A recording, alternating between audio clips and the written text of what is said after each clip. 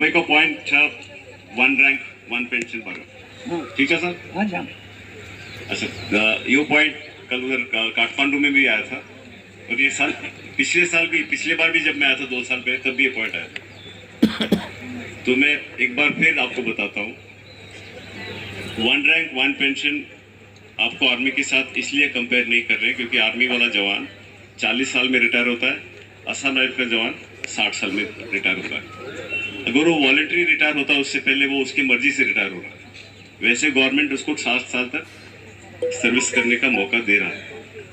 तो 40 साल और 20 साल 60 साल 20 साल का फर्क है।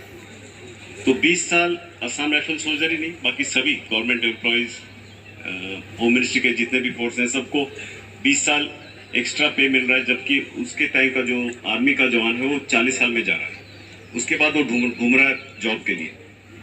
तो सरकार का ये कहना है कि आप लोगों को क्योंकि 20 साल एक्स्ट्रा पे मिला है, उसके बाद वन रैंक वन पेंशन सिर्फ आर्मी नेवी एयरफोर्स के लिए ही लागू है, और ये सरकार का डिसीजन है। जो आप बोल रहे हो कि अगर डीजी साहब कुछ भी चाहते हैं हो जाएगा, ऐसा नहीं है। डीजी साहब तो बहुत चाहेंगे।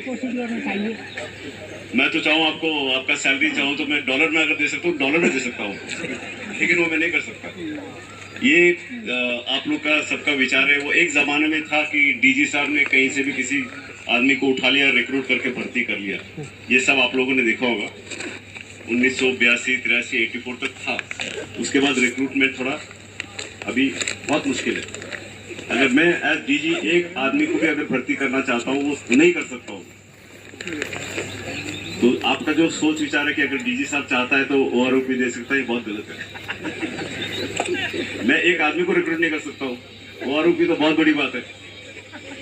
ठीक है साहब, लेकिन धन्यवाद, आपको ये आपने पॉइंट दिया और मुझे सभी को इसके बारे में समझाने का मौका मिला। Thank you sir.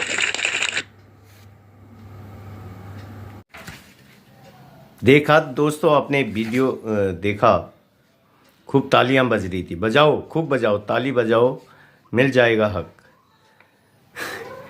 डीजी साहब ने अभी जो एड्रेस किया, जो नेपाल में लोगों को जो भी स्टेटमेंट दिया, नेपाल के लोग खूब तालियां बजा रहे थे।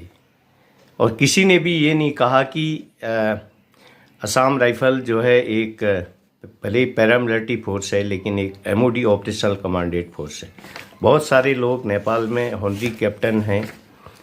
80s के दशक में देखा होगा, हमारी पलटन में भी बहुत सारे हॉनरी कैप्टन, हॉनरी लेफ्टिनेंट बन के गए थे, क्योंकि एमओडी ऑपरेशनल कमांड थी। और आज जब वन रैंक वन पेंशन की बात हुई, खैर one rank one pension Assam rifle में अभी संभव नहीं है, लेकिन one rank one service one pension इसका जायज़ मौलिक हक है। मैंने जो पिछले वीडियो में भी इसके बारे में आपको जानकारी दी थी। तो इस तरह से हंसने से, ताली बजाने से बड़ा वीआईपी आते हैं। डीजी एक लेफ्टिनेंट जनरल हैं वो, और उन्होंने स्टेटमेंट, वैसे उन्होंने हिम्मत जुटानी चाहिए, लेकिन हम नहीं कह सकते उनको कि आप ऐसा करो। लेकिन जो है उनके ऊपर भी जो है प्रेशर रहता है ऊपर से। हो सकता है वो आगे बढ़ना और चाह रहे हो, जनरल बनना, लेफ्टिनेंट जनरल तो हैं ही, लेकिन जनरल बनना चाह रहे हो, तो इसके लिए भी उन्हें भी एसीआर की ज़रूरत होगी, तो वो ऐसा कहेंगे। लेकिन हमें आप लोगों ने कहना चाहिए था कि ये जो है हमारे साथ अन्याय हो रहा है, जस्टिस नहीं हो रहा है, और हमारा जो है जो न पेंशन रिव्यू हुआ, न पेंशन रिवीजन होता है, और एक शर्मनाक पेंशन में हम गुजारा कर रहे हैं। बेसिक पेंशन भी अगर इतना तो कहना चाहिए था कि अगर ओआरओपी मत दो, लेकिन पेंशन को रिवीजन करके नए के बराबर पुराने की लाओ। 1-2 हज़ार का अंतर हो सकता है, 10-20 हज़ार का अंतर नहीं हो सकता। तो इतना कहने की किसी को हिम्मत नहीं हुई, और खूब हंस रहे हैं, ताली बजा रहे हैं नेपाल में लोग, तो फिर कैसे हक मिलेगा। और यहाँ मुझे फ़ोन करते हैं वीडियो देख के कि भाई जब डीजी साहब हमारे यहाँ, तो हल्द्वानी में तो डीजी साहब आए भी नहीं, हम तो एक लिख करके उनको पॉइंट देते, हम सारे इन चीज़ों को, इन बिंदुओं को दिखाते उसमें। तो इतना अच्छा आपने मौका गंवाया और ये वीडियो बनाया, लेकिन ये जो है ऐसे नहीं हो पाएगा। जैसा इससे अच्छा स्टेटमेंट तो हमारे जनरल सेक्रेटरी साहब ने दिया था और जो पिछले वीडियो में दिया था, और क्योंकि उन्होंने ये 85 का जो ये लेटर है 11 जनवरी 1985 का मेरे पास है ये लेटर, इसकी चर्चा भी उन्होंने की थी। इसमें लिखा है पैरामिलिट्री फोर्स डेफिनेशन। इसको ध्यान से सुनो, मैं हिंदी में भी बताऊंगा, इंग्लिश में पढ़ूंगा पहले इस लेटर को मैं। It has been observed that all armed police force are being commonly called paramilitary force. While referring to them, our correspondence and discussion, full stop, this situation has arisen to the non-availability of official definition of the case has been examined and henceforth the following जो terminology will be used। जो paramilitary force की जो definition है वो क्या है और कौन कौन सी इसमें फोर्स है, अब ये नीचे बताता हूँ। General terms, when the armed police force consist of more than one type of police unit will be called armed police force. जैसे आप CRP, BSF, ये SSB, ये सब आर्म्ड पुलिस फोर्स में आती है। Only Assam rifle special frontier force will be called paramilitary force.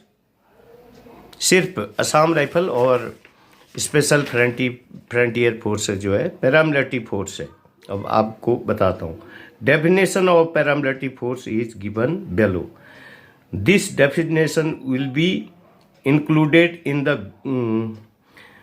glossary of military terms pamphlet। यह है paramilitary force is that force which is raised on the military line with the intent of supplementing the armed force both in peace and war। ठीक है, piece शांति के समय में भी और युद्ध के समय भी ये सेना के साथ काम करती है। It will function as the auxiliary to that of military forces with leadership drawn from the army of services. It will be organised, equipped and trained on the pattern of the army और services.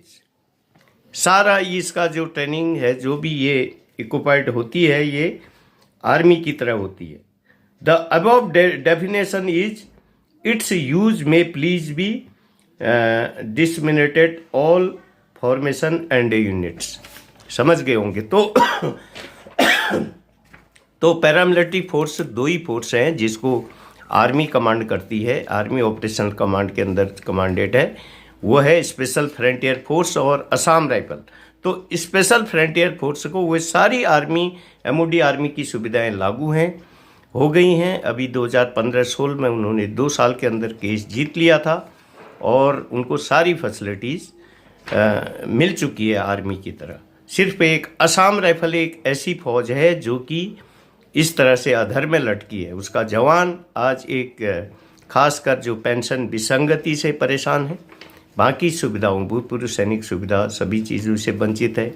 सेवारत जवान जो है लगातार विषम परिस्थितियों में देश की सेवा कर रहा है। हालांकि अभी तो बहुत सारी सुविधाएं हैं, जहाज़ में जो है उनको सफ़र करने को मिल रहा है, छुट्टी उट्टी। हमारे समय तो 10-10 दिन तक जो है हम खड़े खड़े ट्रेन में जाते थे, यहाँ से नॉर्थ ईस्ट, गुवाहाटी, लामडिंग, मिजोरम, मणिपुर, नागालैंड, त्रिपुरा।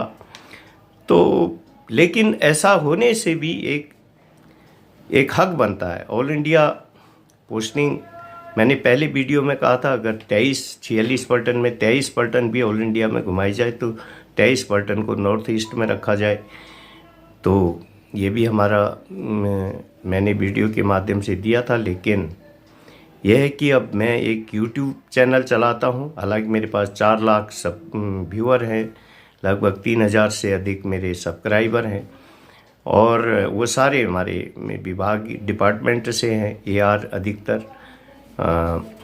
तो मेरे कहने का मतलब ये है कि सही पॉइंट आप देंगे तो ज़रूर हक मिलेगा, और सही तरीके से अगर आप इस तरह से हंस दोगे, ताली बजाने लगोगे, और जहाँ पे ताली बजाना है वहाँ भी ताली भी बजानी है, और लेकिन बड़े आदमी को सही जवाब चाहिए होता, और सही जवाब देने में नेपाल के लोग जो है असमर्थ रहे हैं। तो ये अब ये जो है आप जानो, और मैंने ये बुक बना रखी है। हम तो ये भले ही 400-500 आदमी का ग्रुप बना करके ये जो है कोर्ट से भी ऑर्डर करवा लेंगे। तो यही था।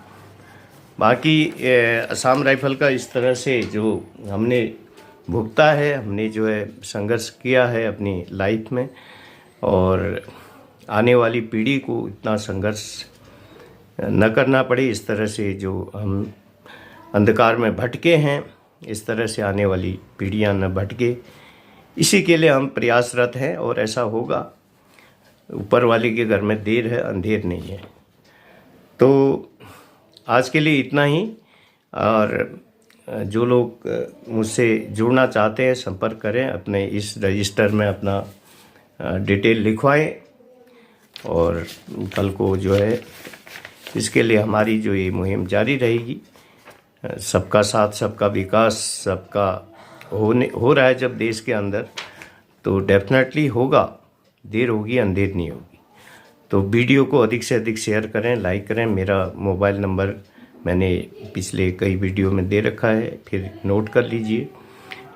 मेरा मोबाइल नंबर है 75 794 31 482 757943 1482। तो इसमें आप मुझसे संपर्क करके मुझसे जुड़ सकते हैं, और आने वाले समय में हम जो है एक कोर टीम बना करके, एक टीम में जो है इसको जो है सही तरीके से सबके साथ, अरेवा के साथ तालमेल बनाकर असम राइफल की जायज़ समस्याओं का समाधान करने का प्रयास करेंगे, और असम राइफल के नाम को उसका वास्तविक हक दिलाने का प्रयास करेंगे। तो आज के लिए इतना ही। वीडियो को शेयर, सब्सक्राइब करें। धन्यवाद। जय हिंद, नमस्कार।